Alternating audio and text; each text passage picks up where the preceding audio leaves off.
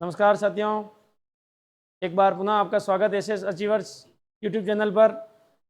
आज तैयार हो जाओ महामैराथन क्लास के लिए। आज का टॉपिक रहेगा इतिहास, कला एवं संस्कृति। इसके जो धुआंधार प्रश्न परीक्षा में आने वाले हैं, आप अपनी तैयारी का आकलन करो और मैं देखना चाहूँ कि किसमें कितना दम है। 40 प्रश्नों की एक सीरीज है। कौन विद्यार्थी 40 में से 30 से पार करता है?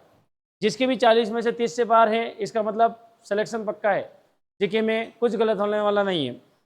इतिहास, कला और संस्कृति के 40 प्रश्न मिक्स टॉपिक के हैं। अगर 40 में से 30 राइट, इसका मतलब आप बहुत अच्छी दिशा में जा रहे हो।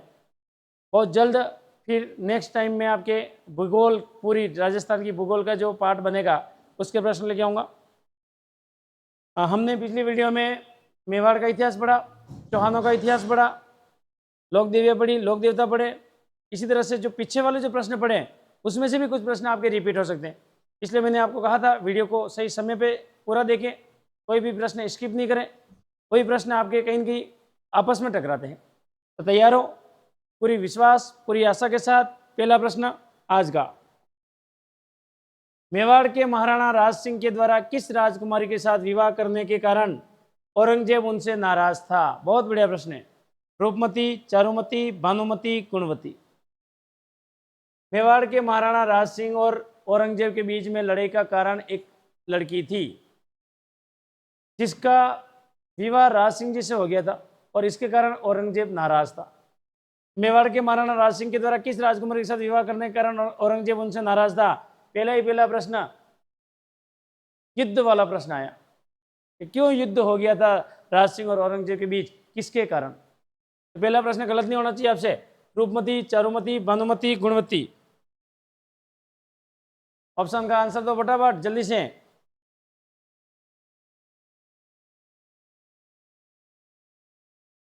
पहले प्रश्न का आंसर क्या होगा? चारुमती। जिसने भी चारुमती उत्तर दिया है बहुत बढ़िया। 40 में से 30 पार करने आपको, 30 प्लस करने आपको। कौन थी चारुमती? औरंगजेब शादी करना चाहता है किशनगढ़ के राजा रूप सिंह की पुत्री चारुमती। लेकिन शादी किससे हो गई? चारुमती का विवाह किससे हो गया? औरंगजेब से। पर आपने इतिहास में पढ़ा होगा कि जब औरंगजेब शादी करना चाहता है चारुमती से, लेकिन चारुमती तो किससे शादी कर लेती है? राज सिंह जी से। राज सिंह जी ने औरंगजेब की सेना को रोकने के लिए रतन सिंह चुंडावत को बोला था, सलूम्बर के रतन सिंह चुंडावत को। और सलूम्बर के रतन सिंह जी चुंडावत जब जाते हैं, उनकी भी नई नई शादी हुई थी बूंदी। और रतन सिंह जी चुंडावत सलूम्बर के जब जाते हैं तो उनका मन नहीं लगता है। वो चाहते हैं कि मैं भी कुछ समय के लिए रुकूं, अभी नया नया विवाह हुआ है। उनकी जो रानी थी रतन सिंह जी चुंडावत की, वो उनका नाम था हाड़ी रानी, जिनका वास्तविक नाम था सलाह कुंवर। हाड़ी रानी को वो कहते हैं कि मैं युद्ध में जाने की इच्छा नहीं जता पा रहा हूँ, मुझे आपकी याद आएगी, मैं युद्ध में जाऊँ तो आप मुझे कोई निशानी दो। और उसी समय रतन सिंह जी चुंडावत की पत्नी हाड़ी रानी, जिनका वास्तविक नाम था सलाह कुंवर, जो बूंदी की थी, उन्होंने शीश काट कर दिया था निशानी के रूप में।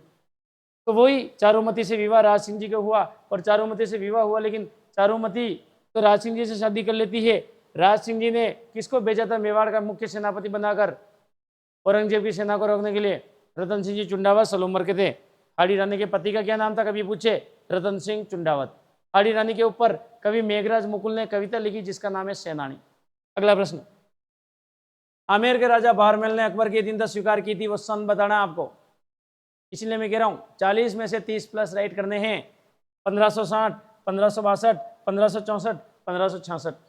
आमेर के राजा बहरमल ने अकबर की अधीनता स्वीकार कब की? बहुत अच्छा प्रश्न है। 4 ऑप्शन आपके सामने, दो जल्दी से उत्तर। 60, 62, 64, 66। कौन सा सही से होगा? 1562।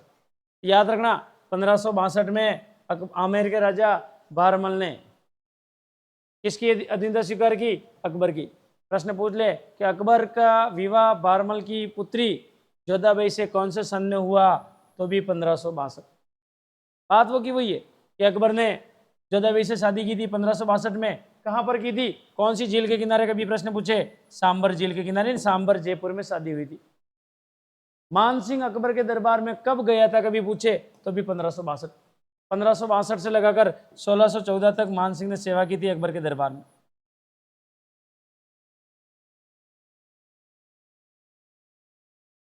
पंद्रह सौ बासठ से, याद रखना। निम्नलिखित में से किस राजपूत मनसबदार को अकबर ने फरजंद की उपाधि दी थी? बहुत अच्छा प्रश्न है। किस राजा को फरजंद बोला गया था अकबर के दरबार में? भगवान सिंह, भूर सिंह, माल सिंह या मान सिंह फर्स्ट? चार ऑप्शन आपके सामने। निम्नलिखित में से किस राजपूत मनसबदार को अकबर ने फरजंद की उपाधि दी थी? ऑप्शन नंबर कौन सा राइट होगा? अकबर के दरबार में सबसे ज्यादा मनसबदारी किसे मिली कभी पूछे तो मनसबदारी, सबसे ज्यादा मनसबदारी मिली थी वो राजा कौन था कभी? उसका नाम था मान सिंह फर्स्ट, जयपुर का। मान सिंह फर्स्ट को अकबर ने दत्तक पुत्र माना था, गोद वाला बेटा। लेकिन प्रश्न आ जाए फरजंद किसको माना? आंसर सही होना चाहिए आपका। कौन था भाई? मान सिंह फर्स्ट। मान सिंह फर्स्ट को ही फरजंद बोला, ये मेरा बेटा है। मान सिंह को गोद वाला बेटा माना था, बेटे की उपाधि दी थी, फरजंद की उपाधि दी थी। किसने दी थी फरजंद की उपाधि? मान सिंह को, अकबर ने। अकबर को सबसे ज्यादा प्रिय मान सिंह लगा था, जयपुर वाला। जब गया था ना, लगभग कहते कि 12 साल की उम्र थी। मान सिंह 1550 में जन्मा था और 1562 में अकबर की सेवा में चला गया और बहुत लंबे समय तक अकबर की सेवा में रहा, मरण पर्यंत अकबर की सेवा में रहा। तो मान सिंह को क्या बोला अकबर ने? फरजंद। मेवाड़ के महाराणा राज सिंह के द्वारा किस राजकुमारी के साथ विवाह करने के कारण औरंगजेब उनसे नाराज था? प्रश्न रिपीट हो गया। चलो कर लो, चलो रिपीट हो गया तो भी कौन से आपके एक सही हो गया, बोनस मिल गया, बोनस। रिपीट हुआ तो कौन सा राइट है? चारुमती थी। बोनस प्रश्न, एक एक्स्ट्रा ज्यादा सही हो गया। जयपुर शहर की स्थापना कब हुई? 1714, 1734, 1727, 1868। चारों ऑप्शन आपके सामने। जयपुर शहर की स्थापना का सन बताना फास्ट। कौन सा सन सही होगा? 1727। तारीख पूछे 18 नवंबर 1727 को जयपुर की स्थापना हुई थी। किसने स्थापना की थी जयपुर की स्थापना? सवाई जयसिंह। सवाई जयसिंह, जिसको जयसिंह सेकंड बोलते हैं। सवाई जयसिंह को जयसिंह की उपाधि, सवाई की उपाधि किसने दी? औरंगजेब ने। क्यों बोला था इसको सवाई? क्योंकि ये वाकपटुता में बड़ा तेज आदमी था, बोलने में बहुत अच्छा इंसान, अच्छी वाकपटुता करता था, इसलिए इसको सवाई बोली थी। मिर्जा राजा, जो जयपुर का मिर्जा राजा है, जो जयसिंह फर्स्ट था, उसको मिर्जा की उपाधि किसने दी? मिर्जा राजा जयसिंह को मिर्जा की उपाधि किसने दी? तो शाहजहां ने दी। 7 मुगलों की सेवा करने वाला कौन था? सवाई जयसिंह। जयपुर की स्थापना 1727 में। जयपुर का वास्तुकार पूछे बंगाली ब्राह्मण विद्याधर भट्टाचार्य। इस प्रश्न का उत्तर 1727, तारीख 18 नवंबर। राव जोधा ने किस वर्ष जोधपुर नगर की स्थापना की? 1113, 1459, 1539, 1926? बताओ आंसर। राव जोधा ने जोधपुर की स्थापना कौन से सन में की? आज का जो पैटर्न है इतिहास कला संस्कृति दोनों के मिक्स प्रश्न है, आपको बताने। जोधपुर की स्थापना कौन से सन में हुई थी? 1459। किसने की थी? राव जोधा ने। उदयपुर की स्थापना 1559। किसने की थी उदयपुर की? उदय सिंह जी ने। उदयपुर की स्थापना किसने की थी? तो उदय सिंह जी। फर्स्ट या second? Second. Uday Singh first नहीं, उदय सिंह फर्स्ट तो पिता का हत्यारा था, महाराणा कुंभा की हत्या करने वाला उदय फर्स्ट, यानी उदय सिंह फर्स्ट, कुंभलगढ़ के किले में। उदय फर्स्ट ने कुछ नहीं किया, खाली हत्या की। उदय सिंह जी सेकंड ने उदयपुर की स्थापना की। उदयपुर शहर किस नदी के किनारे? आयड़ नदी के किनारे। अगला प्रश्न, राव गंगा की मृत्यु के उपरांत मारवाड़ का राजा कौन बना? विरमदेव, सातलदेव, जसवंत सिंह, मालदेव? चारों ऑप्शन आपके सामने। कई बार ऑप्शन हमको ललचाते हैं, अगर प्रश्न में कंफ्यूजन रहता है तो ऑप्शन आपको ललचाएंगे, मैं भी सही मैं भी सही। और अगर प्रश्न का कॉन्सेप्ट ही क्लियर है, हमको डायरेक्ट याद है, तो फिर कुछ भी नहीं, सीधा आंसर ही दिखता है, प्रश्न पढ़ते ही उत्तर दिखता है। राव गंगा की मृत्यु के बाद मारवाड़ का राजा कौन बना? तो बताओ गंगा की हत्या किसने की थी? मारवाड़ में गंगा को मारने वाला उसी का बेटा, क्या नाम था? मालदेव, पिता का हत्यारा। मारवाड़ में पहली बार पिता को किसने मारा? तो मालदेव ने, इसलिए मालदेव को कहते हैं, क्या बोलते हैं? मारवाड़ का प्रथम पितृहंता, मारवाड़ का पहला पितृहंता मालदेव। मालदेव अच्छा राजा था, शक्तिशाली था, हसमत वाला राजा बोलते हैं। 5 जनवरी 1544 को इसने गिरी सुमेल के युद्ध में, गिरी सुमेल या चेतारण का युद्ध कहाँ पर आता है मैदान? ब्यावर में वर्तमान में। उसमें बहुत अच्छी टक्कर भी दी थी शेरशाह सूरी को, शक्तिशाली था, 52 युद्धों का विजेता बोलते हैं इस मालदेव को, सब कुछ अच्छा था।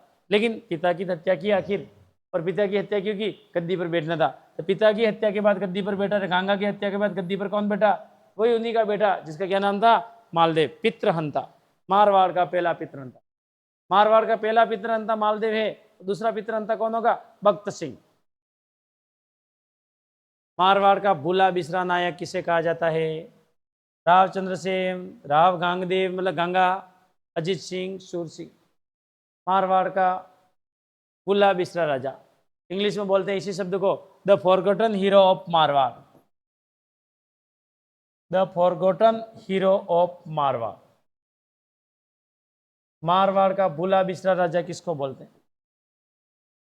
हमारा उत्तर कौन सा सही होगा? राव चंद्रसेन।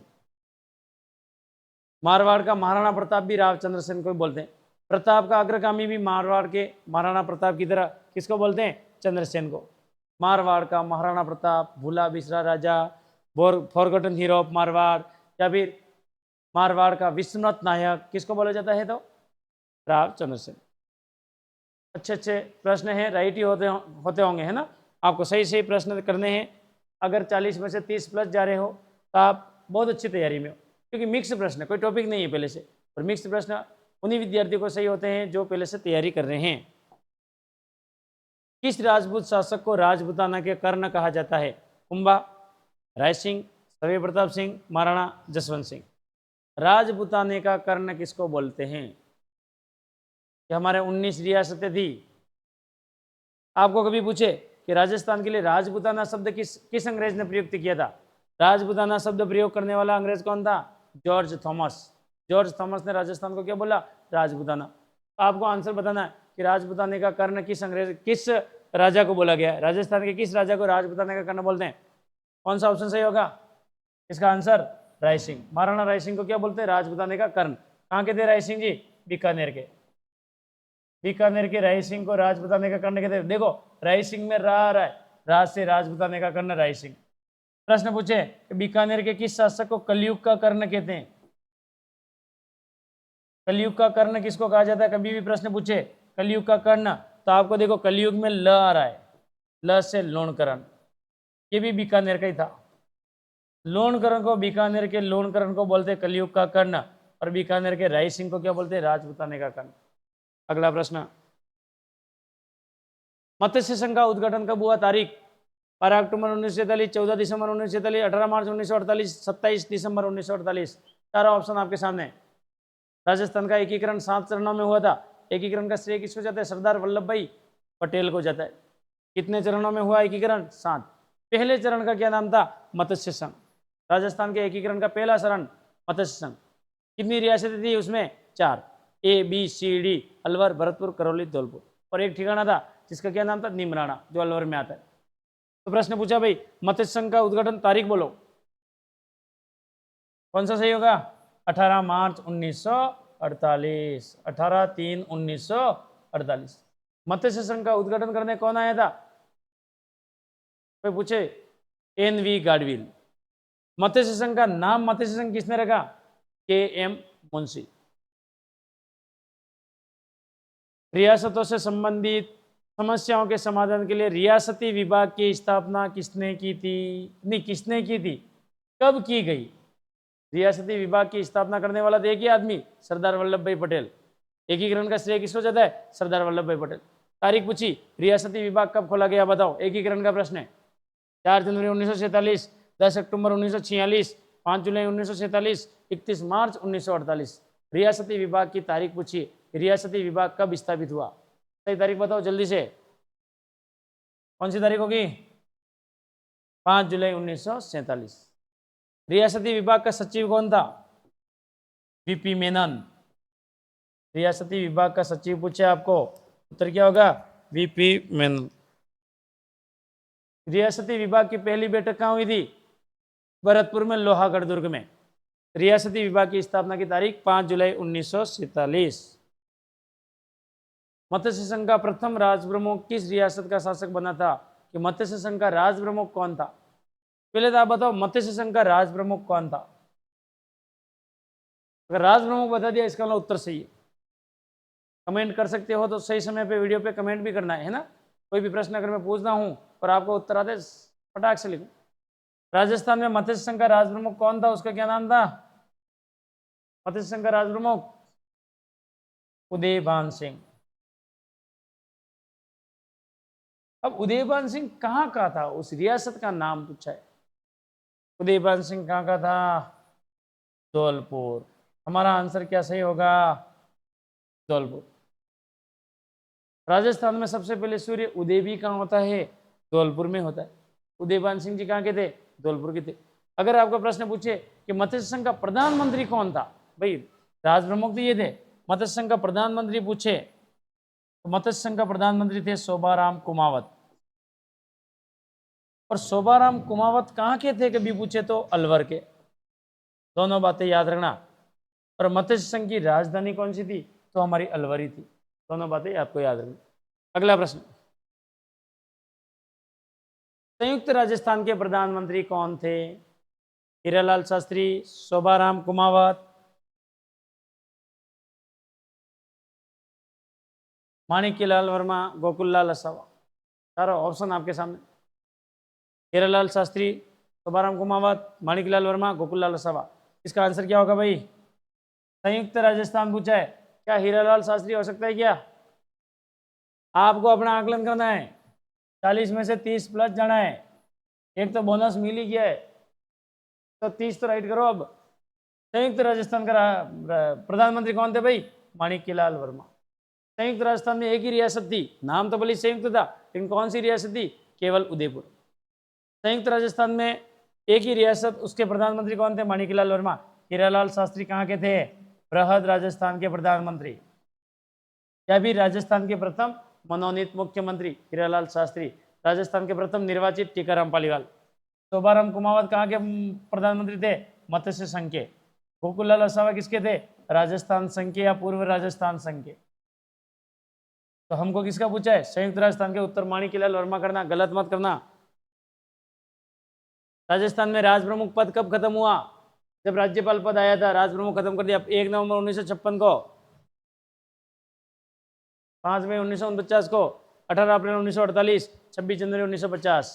राजस्थान में राजप्रमुख पद कब आया भाई? कब खत्म हुआ? 1 नवंबर 1956 को। 1 नवंबर 1956 को राजप्रमुख का पद खत्म हो गया और उस समय नया राज्यपाल पद आया था। राजस्थान के प्रथम राज्यपाल कौन थे? सरदार गुरुमुख निहाल सिंह।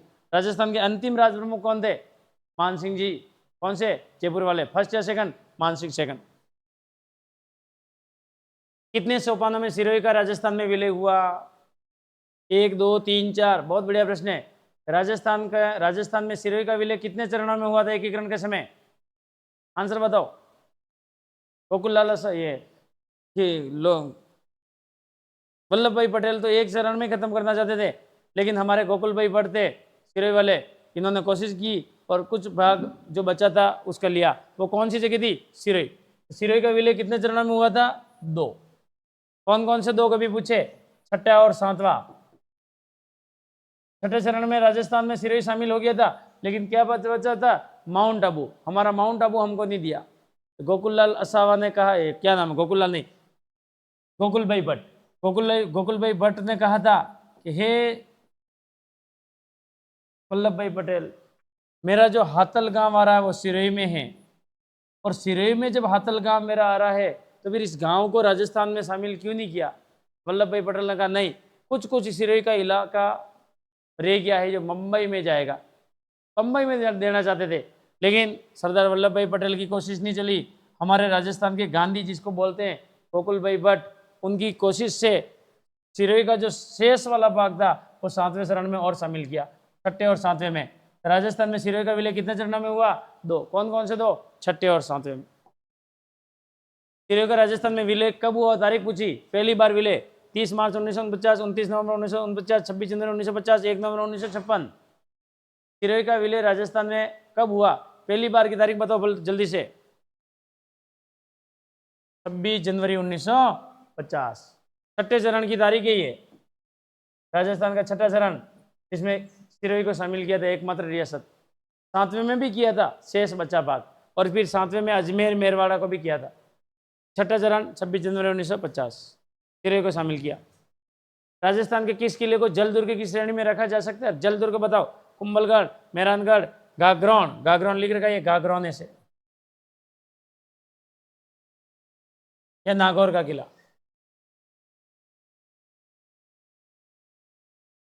कुंभलगढ़ का किला किस पहाड़ी पर है? जरगा पहाड़ी, जरगा पर्वत। मेहरानगढ़ का किला चिड़ियाटुक पहाड़ी पर है। मेहरानगढ़ का किला कौन सी पहाड़ी पर है? चिड़ियाटुक। घाघरौन का किला, घाघरौन का किला ऐसा है जिसमें बिना नींव के सीधी खड़ी चट्टान पर है, इसमें नींव का प्रयोग नहीं है घाघरौन में। लेकिन प्रश्न पूछा जाए कि घाघरौन का किला किन दो नदियों के किनारे है, तो आहू और काली सिंध। और राजस्थान में सबसे बढ़िया जो जल दुर्ग है, द बेस्ट जल दुर्ग, द बेस्ट वाटरफॉल कौन सा है? तो घाघरौन। घाघरौन का किला जल दुर्ग में आता है, आंसर सी। बहुत बढ़िया प्रश्न। ओदक दुर्ग का मतलब क्या है? ओदक किसको बोलते हैं? गिरी दुर्ग, दानवन दुर्ग, सैन्य दुर्ग, जल दुर्ग। आपको उत्तर बताना जल्दी से। शुक्र नीति में अलग अलग किले बताए हैं। ओदक दुर्ग किसमें आता है? गिरी, दानवन, सैन्य, जल। ओदक दुर्ग किसका नाम है? जल दुर्ग का ही दूसरा नाम है। गिरी दुर्ग मतलब जो पहाड़ी पर बना हो, दानवन दुर्ग जो रेगिस्तान में हो, सैन्य दुर्ग जिसके पीछे, जिसके चारों ओर चतुरंगनी सेना हो सुरक्षा के लिए, वो सैन्य दुर्ग है। और जल दुर्ग मतलब जिसका दूसरा नाम है ओदक दुर्ग, जिसके आसपास बहुत अच्छा पानी हो, उसको बोलते जल। नदी हो, ऐसे कोई बड़ी सी पानी की व्यवस्था अच्छी हो, जल दुर्ग। पाला का किला राजस्थान के किस जिले में है, जिसको बावनगढ़ का लाडला भी बोलते हैं अपन? बावनगढ़ का लाडला, वो बाला जो दुर्ग है जिसमें एक रात बाबर भी रुका था। बा से बावनगढ़ का लाडला, बा से बाला किला, बा से बाबर भी रुका, वो किला किस किले में है? आंसर क्या होगा? बावनगढ़ का लाडला कौन सा है? तो बाला किला। और बाला दुर्ग कहाँ है? तो अलवर में। पीर फखरुद्दीन बाबा की मजार किस नदी के तट पर है? पीर फखरुद्दीन बाबा की मजार माही, चंबल, सोम, जाखम। बहुत बढ़िया प्रश्न है, बताओ उत्तर। मैं तो 30+ की आशा कर रहा हूं आपसे। हो सकता है अगर 40 में से कितने राइट हो रहे हैं, जिसके भी 30+ हो कमेंट जरूर करें, है ना, और बताना इतने राइट हुए लास्ट में। ईमानदारी अपने हाथ है, झूठ भी बिल्कुल मत बोलना कि 28 राइट हुए और आपके तो मेरे 36। नहीं, जितने हुए उतने हुए, स्पष्टवादी बनो भाई। पीर फखरुद्दीन, क्योंकि हकीकत तो आपके सामने एक दिन आनी है, कौन रोकेगा बताओ। अपने मुंह मियाँ मिट्टू कभी नहीं बनना, जबरदस्ती प्रशंसा नहीं करवानी खुद की। दुनिया करती है अपनी प्रशंसा, ऐसे आदमी बनो। पीर फखरुद्दीन बाबा की मजार किस नदी के तट पर है? पहले तो बताओ पीर फखरुद्दीन बाबा की दरगाह कहाँ है? जगह बता देता हूं मैं। पीर फखरुद्दीन बाबा की दरगाह गलियाकोट डूंगरपुर में है। और यहाँ पर क्या है पता है? दाऊदी बोहरा संप्रदाय का उर्स लगता है, बोहरा संप्रदाय का उर्स पड़ता है गलियाकोट में। और गलियाकोट कौन सी नदी के पास में पड़ता है? माही। आंसर क्या होगा? माही नदी। पंजाब शाह का उर्स कहाँ मनाया जाता है? बहुत बढ़िया प्रश्न, बताओ पंजाब शाह का उर्स कहाँ पड़ता है राजस्थान में? अलवर, हनुमानगढ़, अजमेर, गंगानगर। जिसने पढ़ रखा है उसको सोचना ही नहीं, जल्दी से बताओ पंजाब शाह का उर्स कहाँ पड़ता है राजस्थान के? अजमेर में। कब पड़ता है?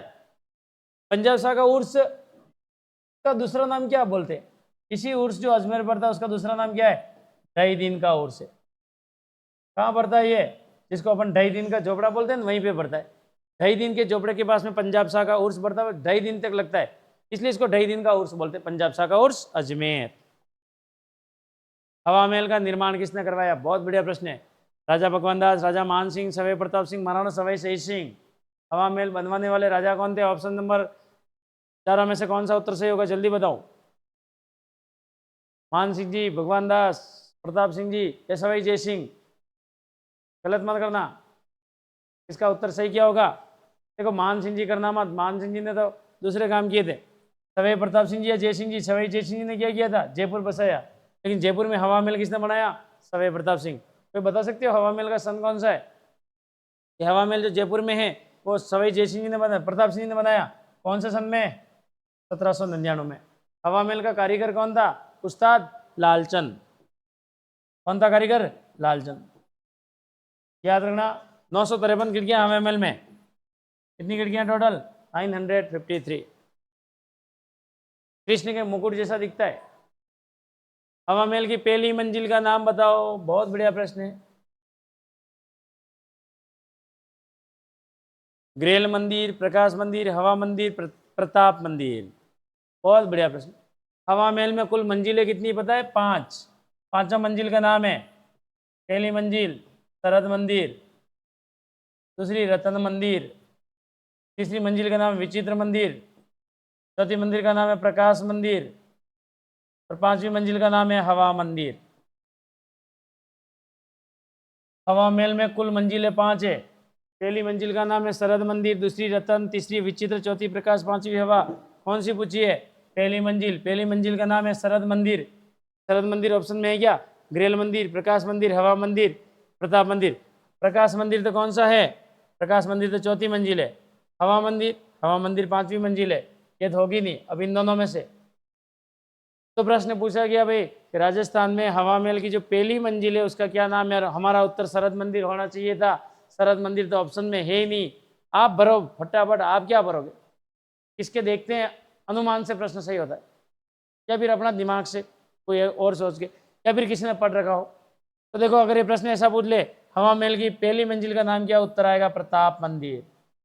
जब शरद मंदिर नहीं हो प्रताप मंदिर क्यों बोलते हैं? प्रताप मंदिर तो पहली मंजिल थी वो। हवा महल की पहली मंजिल प्रताप सिंह जी का कक्ष था, शयन कक्ष बोलते हैं, जिसमें प्रताप सिंह जी सोते थे, रहते थे। इसलिए उस शरद मंदिर जो हवा महल की पहली मंजिल है वो प्रताप सिंह जी की अपनी खुद की मंजिल थी, जिसमें प्रताप सिंह जी रहते थे, सोते थे। इसलिए उसका नाम है प्रताप मंदिर भी बोलते हैं। उसी शरद मंदिर को प्रताप मंदिर बोलते हैं, वो उनका निवास कक्ष था। 13 ताली नृत्य का संबंध किस जाति से? 13 ताली। 13 ताली नृत्य का संबंध बताओ भाई। मीणा, भील, कामड़, कथोड़ी। 13 ताली नृत्य का संबंध कौन सी जनजाति से, कौन सी जाति से? फटाफट बताओ। मीणा, भील, कामड़। कामड़ जनजाति। कामड़ जनजाति का संबंध कौन से नृत्य से? 13 ताली। कौन से भक्त करते हैं? रामदेव जी के भक्त। प्रसिद्ध राजस्थानी गेर नृत्य में भाग लेते हैं। बहुत बढ़िया प्रश्न है। गेर नृत्य में भाग कौन लेता है? खाली पुरुष लेते हैं? केवल महिला लेती? पुरुष महिला दोनों लेते हैं या केवल बच्चे लेते हैं? गेर बाड़मेर का बहुत प्रसिद्ध गेर है, और राजस्थान में भील जनजाति में भी ये नृत्य खेला जाता है होली पर, जिसमें वाद्य यंत्र ढोल बजाते हैं। गेर नृत्य में भाग कौन लेता है? केवल महिलाएं? नहीं, महिलाओं को परमिशन नहीं है गेर खेलने की। पुरुष महिला दोनों साथ में? नहीं, इस नृत्य में महिला पुरुष साथ में नहीं खेलते हैं। एक नृत्य आएगा भील जनजाति में जो द्विचक्री नृत्य बोलते हैं। शादी में 2 चक्र बनाते हैं, एक में चक्र में महिला होगी, एक में पुरुष होते हैं, और उसमें एक साथ डांस करते हैं, वो द्विचक्री में खेलते हैं। बाकी गेर नृत्य में नहीं, बच्चे नहीं खेलते। कौन खेलता है? केवल पुरुष खेलते हैं। गेर नृत्य में भाग लेते हैं राजस्थानी गेर नृत्य में कौन? केवल पुरुष लेते हैं। वाद्य यंत्र ढोल। गिदड़ नृत्य किस अवसर पर किया जाता है? गिदड़ शेखावटी का प्रसिद्ध नृत्य है। शेखावटी में गिदड़, कच्ची घोड़ी, चंग, डप ये नृत्य होते हैं। गिदड़ नृत्य होली, विवाह, नवरात्रि, गणगौर। नवरात्रि नहीं लिखते हैं, नवरात्र लिखते हैं। गिदड़ नृत्य किस अवसर पर किया जाता है? सही उत्तर जल्दी से भरो। होली। राजस्थान का संक्रिया नृत्य किससे संबंधित है? संक्रिया नृत्य का संबंध 13 ताली, सेरिया, भील, कालबेलिया। संक्रिया नृत्य का संबंध कहाँ से है? तो चारों में से ऑप्शन आपको देने हैं, बहुत जल्दी देने, इतनी देर सोचना नहीं। संक्रिया नृत्य का संबंध किससे है? कॉपी पेन नहीं, सीधा सीधा राइट हो रहा है क्या? देखो गलत कौन सा रहा हो, देखो कालबेलिया। कालबेलिया नृत्य में कौन कौन से होते हैं? इंडोनी, पनियारी, संक्रिया और वागड़िया। ये कालबेलियों के नृत्य। कालबेलिया भीख मांगते समय कौन सा नृत्य करते हैं? वागड़िया। और संक्रिया नृत्य प्रेम प्रसंग पर आधारित है कालबेलिया में। गुलाबो जो कालबेलिया नृत्य की प्रसिद्ध नृत्यांगना है, वो संक्रिया नृत्य भी ज्यादा ही करती है। राजस्थान में एकमात्र ऐसा नृत्य कालबेलिया नृत्य है जिसको यूनेस्को की विश्व धरोहर सूची में 2010 में शामिल किया था। संक्रिया कालबिलिया में आता है। द्विचक्रीय नृत्य क्या है? जिसमें 2 चक्र बनते हैं। विवाह के अवसर पर भील पुरुष और महिला द्वारा घेरा बनाकर किया जाने वाला नृत्य, फाल्गुन में भील पुरुषों द्वारा किया जाने वाला नृत्य, नाटिका के रूप में मंचित किया जाता है ऐसा नृत्य, या इनमें से कोई नहीं? द्विचक्रीय नृत्य ये भील जनजाति का है। कब होता है ये द्विचक्रीय नृत्य? इसमें 2 चक्र बनते हैं, एक चक्र महिलाओं का, एक चक्र पुरुषों का। आंसर क्या राइट होगा? ए। विवाह के अवसर पर भील पुरुष और महिलाओं द्वारा घेरा बनाकर किया जाने वाला नृत्य को क्या बोलते हैं? द्विचक्रीय। बहुत फेमस नृत्य राजस्थान के, दक्षिणी राजस्थान में भील पुरुष महिला शादी के समय साथ में नृत्य करते हैं, 2 चक्र बनाते हैं, एक में महिला एक में पुरुष। और बहुत फेमस गाने चलते हैं, कई बार गाना चलता, बहुत फेमस था, रमीला रमीला। 1-2 गाने और है, आपको बहुत अच्छे लगेंगे, जो इससे संबंधित है उनको अच्छा लगता होगा। अभी डांस मत कर लेना, थोड़े दिन शादी में रुक जाना, है ना। महिला पुरुषों को विवाह के समय में नृत्य किए जाते हैं, लेकिन अगर मान लो अभी किसी की शादी का सीजन है, थोड़े दिन के कंट्रोल करना है, थोड़े दिन के बाद फिर जैसे एग्जाम हो जाए फिर शादी कर ही लेना। शादी नहीं करनी है ना, शादी बाद में, पहले तो आपको क्या करना है? नौकरी लगना है। ये नहीं एग्जाम हो गया अब शादी कर ले, शादी में जाने की परमिशन मिलेगी, नौकरी के बाद में शादी करना। कोशिश यही करो, पहले नौकरी। भीलों के गौरी नृत्य का अन्य नाम क्या है? गौरी नृत्य का दूसरा नाम, भील जनजाति का नृत्य गौरी। गौरी नृत्य का दूसरा नाम बोलो, घेर, राई, गणगौर या फिर पुरिया। घेर नृत्य गौरी को बोलते हैं क्या? राई बोलते हैं या गवगोरी? गौरी का दूसरा नाम गवगोरी या पुरिया नृत्य? बहुत अच्छा है।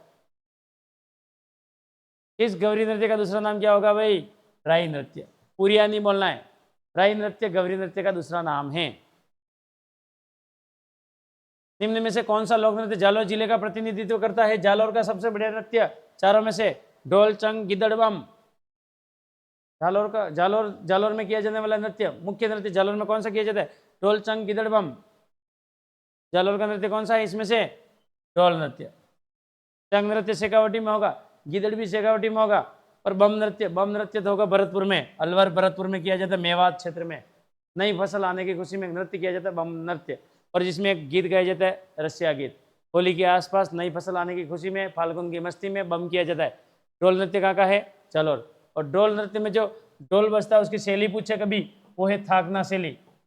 कौन सी शैली में ढोल बजता है? थाकना। बाबू महाराज का मेला कौन से जिले में पड़ता है? बहुत बढ़िया प्रश्न, बताओ फटाफट। करौली, धौलपुर, सवाई माधोपुर, भरतपुर। बाबू महाराज का मेला कौन से जिले में पड़ता है? बाबू महाराज के मेले का जिले बताना आपको, कौन सा जिला? बाबू महाराज का मेला आया? आंसर आया? 30+ जन है 40 में से। कौन सा जिला? धौलपुर। बादशाह का मेला पड़ता है राजस्थान में, बादशाह मेला कहाँ पड़ता है? भरतपुर, दौसा, ब्यावर, बाड़मेर। बढ़िया प्रश्न। बादशाह मेला होली के आसपास कौन से जिले में पड़ता है? भरतपुर, दौसा, ब्यावर, बाड़मेर। क्या आंसर होगा भाई? ब्यावर में होली पर एक मेला पड़ता है, बादशाह का मेला। ये ब्यावर पहले अजमेर में था, अब नया जिला बन गया। इस बादशाह के मेले में टोडरमल की सवारी निकलती है, और टोडरमल की सवारी के आगे आगे एक बीरबल नृत्य करता है।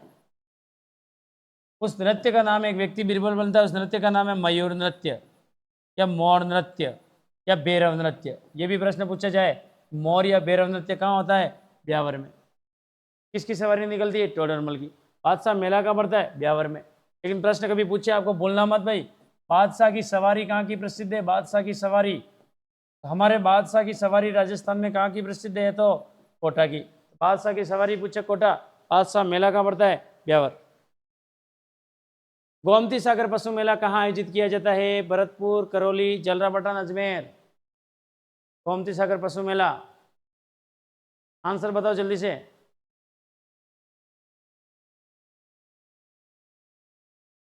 आंसर आना चाहिए। गोमती सागर पशु मेला राजस्थान में कहाँ पड़ता है? जलरापाटन। कहाँ है जलरापाटन? झालावाड़ में। क्या बोलते हैं? हाड़ौती का बहुत बड़ा पशु मेला है ये, हाड़ौती क्षेत्र का प्रसिद्ध पशु मेला है। हाड़ौती का बड़ा पशु मेला है। हाड़ौती क्षेत्र में गोमती सागर पशु मेला जो सबसे बड़ा पशु मेला है। एक और पड़ता है हाड़ौती में, चंद्रभागा पशु मेला। चंद्रभागा पशु मेला भी कहाँ पड़ता है राजस्थान के? झालरापाटन झालावाड़ में। ये दोनों पशु मेले वहीं पड़ते हैं, गोमती सागर झालरापाटन झालावाड़। इसको क्या बोलते हैं झालरापाटन को? घंटियों का शहर।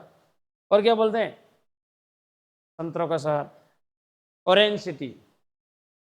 महाशिवरात्रि पशु मेला किस स्थान पर पड़ता है? कहाँ आयोजित होता है? करौली, जयपुर, बाड़मेर, अजमेर।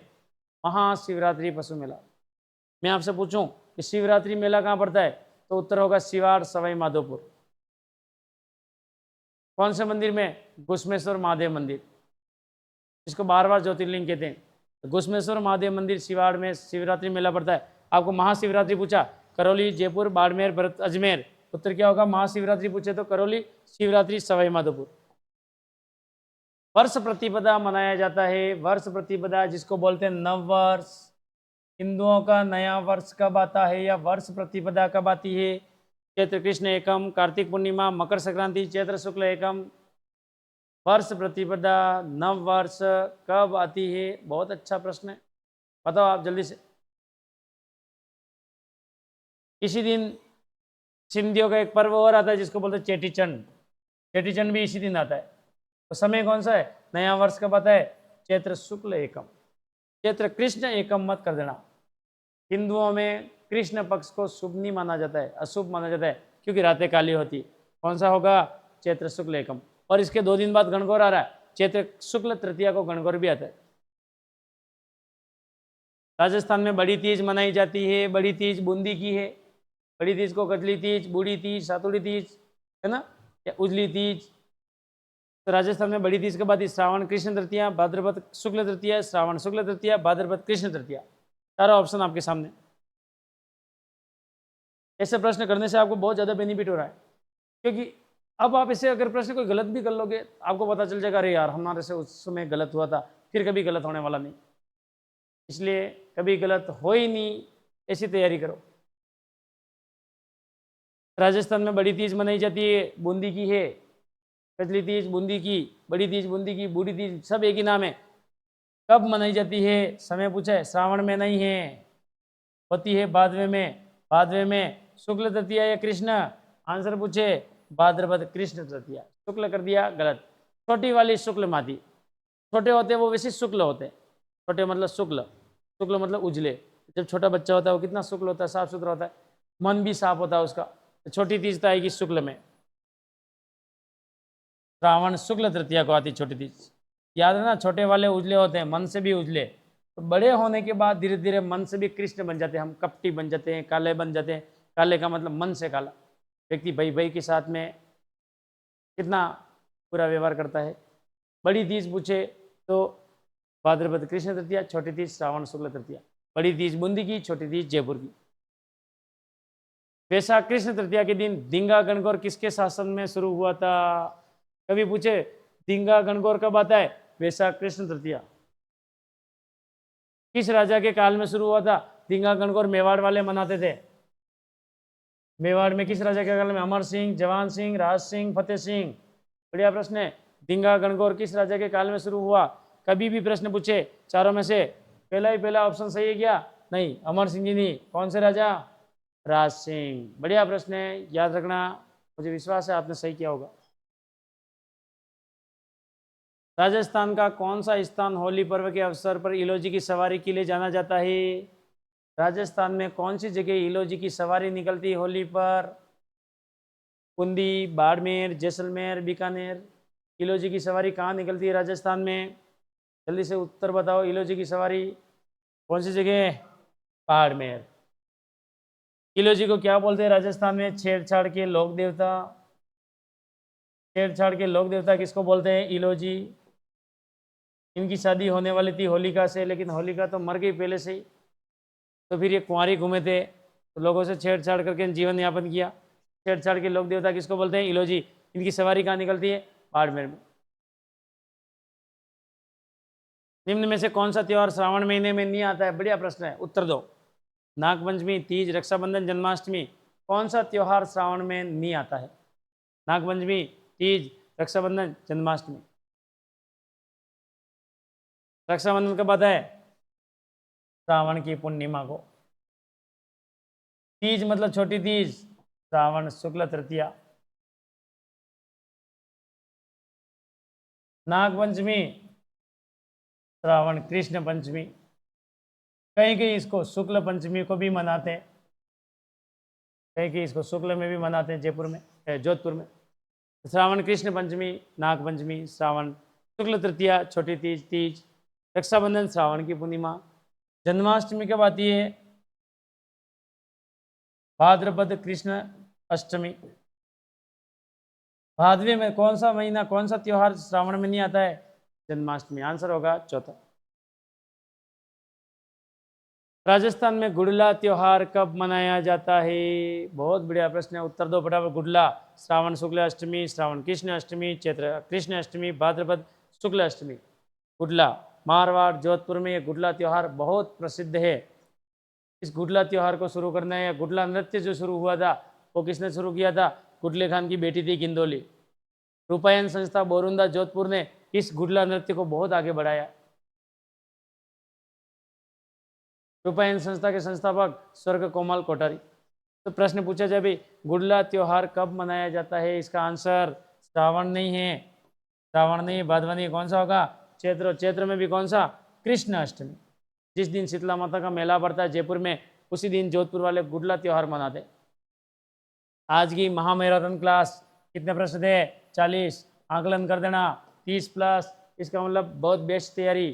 25 से 30 के बीच में, इसका मतलब 50-50 नहीं रहना है, हमको तो 80 प्लस जाना है ना। आज इतिहास और संस्कृति के प्रश्न थे। बहुत अच्छा लगा होगा। वीडियो को लाइक करना है, शेयर करना है और अधिक से अधिक दोस्तों को बताना है। बहुत कम समय में हमने 40 प्रश्न अटेंड किए। मैं अगली क्लास में पुनः आपको नए टॉपिक के साथ में मिलूंगा। तब तक के लिए आपको धन्यवाद। Best of luck.